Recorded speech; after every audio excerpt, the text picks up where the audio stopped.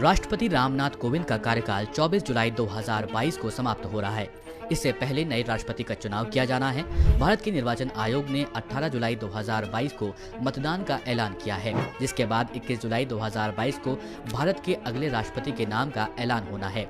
इस वीडियो में समझते हैं कि भारत में राष्ट्रपति का चुनाव कैसे होता है। राष्ट्रपति के चुनाव का तरीका इंडियन कॉन्स्टिट्यूशन के आर्टिकल 55 में मेंशन किया गया है। राष्ट्रपति देश और सरकार दोनों का प्रमुख होता है और देश का प्रथम नागरिक भी होता है।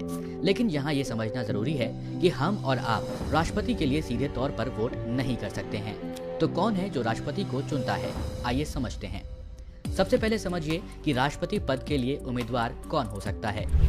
उम्मीदवार भारत का नागरिक होना चाहिए, साथ ही 35 या फिर उससे अधिक उम्र का होना चाहिए। और लोकसभा के एक एमपी बनने के लिए जो एलिजिबिलिटी रिक्वायरमेंट होती है, वही राष्ट्रपति पद के उम्मीदवार की भी एलिजिबिलिटी रिक्वायरमेंट होती है। इसके साथ ही राष्ट्रपति पद के उम्मीदवार के लिए कम से कम 50 इलेक्टर्स ने एक व्यक्ति का नाम प्रस्तावित किया हो, साथ ही 50 अन्य इलेक्टर्स ने इसका समर्थन किया हो, तभी वो राष्ट्रपति पद के लिए चुनाव लड़ सकता है। इसको आसान भाषा में समझें तो एक राष्ट्रपति पद के उम्मीदवार को 50 प्रपोजर्स और 50 सेकेंडर्स की जरूरत होती है। इस नियम को सबसे पहले इलेक्शन कमीशन ने 1974 में इंट्रोड्यूस किया था। कारण ये था कि नॉन सीरियस कैंडिडेट्स भी इस पद के उम्मीदवार बन जाया करते थे, जिसके कारण 1974 में जब प्रपोजर्स और सेकेंडर्स का नियम लाया गया, तब एक पोटेंशियल कैंडिडेट को 10 प्रपोजर्स और 10 सेकेंडर्स की जरूरत होती थी और 2500 रुपए की सिक्योरिटी डिपॉजिट भी अनिवार्य कर दी गई थी। जिसके बाद 1997 में नियम में बदलाव किए गए। 50 प्रपोजर्स और 50 सेकेंडर्स के साथ 15,000 रुपए का सिक्योरिटी डिपॉजिट यहाँ पर मैंडेट किया गया। आमतौर पर इस पद के लिए केवल 2 उम्मीदवार होते हैं, एक सत्ता पक्ष के द्वारा प्रस्तावित और दूसरा विपक्ष द्वारा प्रस्तावित।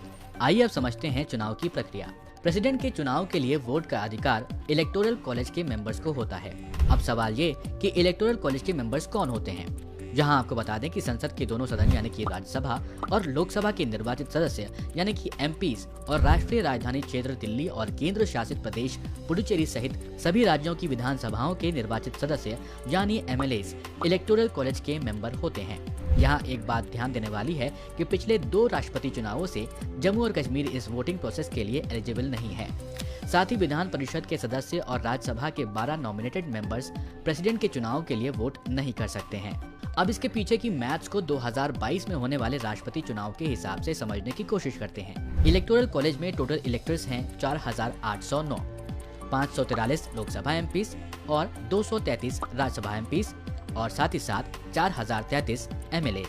अब यहाँ एक वोट की वैल्यू एक नहीं होती है। एमपीज और एमएलएज की वोट वैल्यूज अलग अलग तरह से कैलकुलेट करी जाती हैं। पहले बात करते हैं एक एमएलए की वोट की वैल्यू कैलकुलेशन की।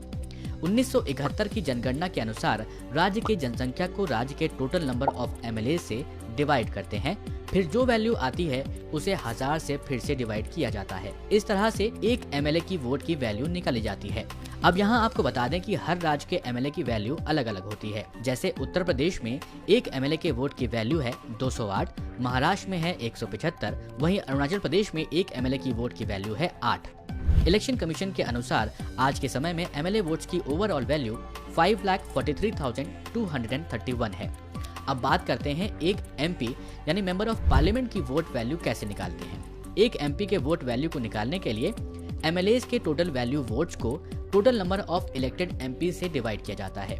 जो वैल्यू आती है वो एक एमपी की वोट वैल्यू होती है। जैसे कि आप एग्जाम्पल में देख सकते हैं, यहाँ पर 5,43,231 जो कि total value of votes of MLAs है, उसको डिवाइड किया गया है टोटल नंबर ऑफ एमपीज यानी 776 से। लोकसभा के और राज्यसभा के मेंबर्स को ऐड करके ये वैल्यू आई है जो कि है 776।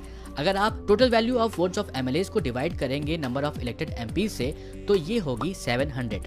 तो ये तो बात हो गई कि वोट वैल्यू कैसे निकाली जाती है।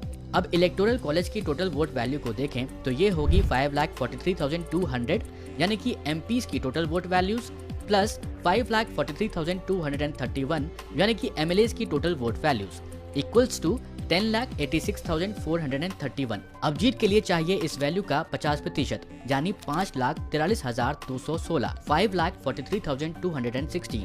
हमारे देश भारत के अगले राष्ट्रपति 25 जुलाई को शपथ लेंगे। सुप्रीम कोर्ट के चीफ जस्टिस इस पद के लिए शपथ दिलाते हैं। इस वीडियो को लाइक करें, शेयर करें और कमेंट करके हमें अपना फीडबैक जरूर दें।